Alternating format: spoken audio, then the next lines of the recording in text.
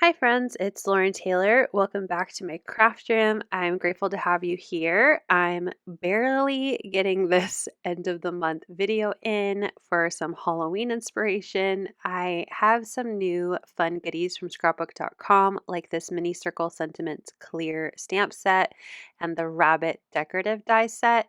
And I thought it'd be fun to try and turn this into a Halloween card. So that's what we're going to be doing today since it's the last day of the month and a leap year with that. So I'm going to grab my spooky pattern paper in A2 size to kind of be the inspiration for the card and color choices. I'm going to get out all of the dies that I want to use to create a vampire rabbit from the Rabbit Decorative Die Set. And then I'll go ahead and do some die cutting off camera. I'm going to use black and gray from my Christmas A2 paper pad. I'm using orange from Daybreak, and I use some pink from the Pinks A2, and then also just some white cardstock from my stash. So let's get to gluing our rabbit together. Now, I know on the back of the decorative die set, there are lots of different combinations you can do with the rabbit. The intent is for these pink pieces to be glued to the very edges or the sides of the rabbit ears, but I decided that I wanted it to be a little more inset so that way I get the gray rabbit fur showing on both sides of the pink. So you could definitely tweak this to be however kind of style ears you would like. So I'll go ahead and glue those two down first. I'm using my reverse grip tweezers and my new glue thingy from My Sweet Petunia, the makers of the Misty. They have this cool like squeezy glue gun. It's been really great. I've been loving using it so far. It's easier than like really trying to squeeze a glue bottle. So if you are having like hand or wrist issues, I think this is actually a really good investment. So I did glue on the white face of my rabbit, and then I die cut the shirt and kind of collars from the black cardstock, and I decided to do the bow in orange. I was originally thinking of doing pink because I would imagine a vampire bunny would have orange and not orange, black and red, but I went with orange just to tie in with the spooky paper pad. And I am just trying to get all these little pieces glued in place. It's really fun and totally customizable, which I really like. I'm also using the craft pick tool to add in some of my paper, the smaller paper pieces. That's now available from scrapbook.com.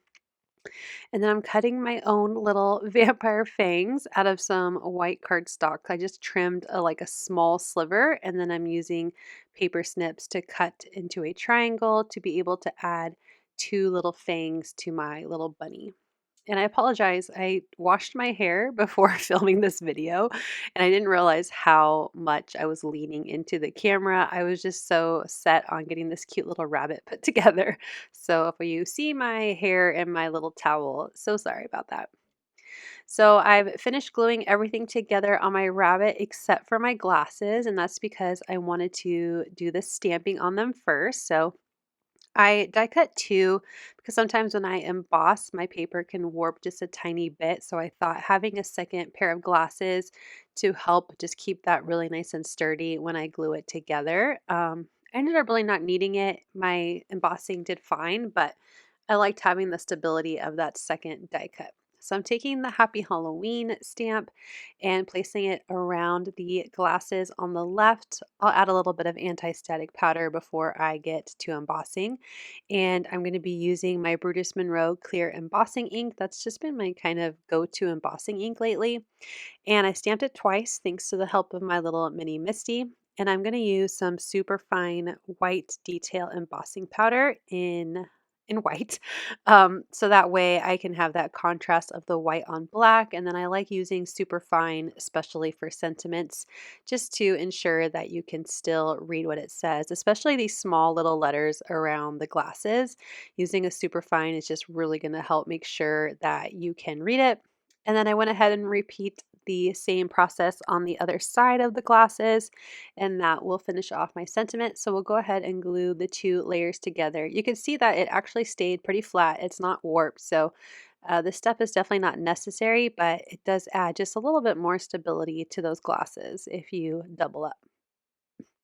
So now that my glasses and my bunny is done, let's work on figuring out the layout of the card. I wanted to keep things simple, so I'm going to use this paper design from the Spooky Paper Pad. I love this little pink haunted house and I really love the sentiment. I wanted to try to incorporate the sentiment, but since I already stamped Happy Halloween on the glasses, I will fussy cut that sentiment out and I'll just use it on the inside of the card. So I knew that I wanted a bit of a busier background since I was just going to do some die cuts and fussy cutting for my images on the card. So I have the gingham print from that same paper pad. And here I am now fussy cutting while listening to some YouTube videos around my haunted house. I did the little bat and the moon and then the sentiment with the star flourishes. So now it's time to kind of get a dry run. At first was thinking of layering the rabbit in front of the spooky house like this, but I decided to turn it sideways and make the card horizontal instead of vertical. I just, you can see my jazz hands. I just liked the layout better. I liked that I could see more of the house. And so that's just what I decided to go with. I did want to create a little bit more of a grounding, especially because I have that house. So I'm taking black soot distress ink and one of my scrapbook.com blending brushes that I have for blacks and grays. And I just blended on that black ink to the bottom of my background. I did use one of my nesting A2 rectangles to cut this out. It's the second one. So not the full A2 size, but the one after. And then I also did some splatter with some of that ink. I'll use my towel to clean up my desk now. And then I'm also just going to kind of dab my paper and pick up any of that excess water on my background. I didn't need the black to be, very dark. So I just gave it a chance to dry and soak into the paper and then picked up the rest of the water. Now I know that it's not A2 and I was thinking about doing a white card background. If you've been here for a while, you know that I do like the white border on my cards, but since it's Halloween, I wanted to bring in that black. So I did grab one more sheet of the pattern paper to be the A2 background of my card base. I will put this on a card in just a little bit, but let's move on to adding our images to the front of the card. For the haunted house, as well as the moon and the little bat, I'm going to use my new 1 millimeter thick, so the super thin foam from scrapbook.com. I used the large and small squares to cover the back of my haunted house and went ahead and placed that on the left side of the card. And like I said, I used that same thickness for the bat and the moon.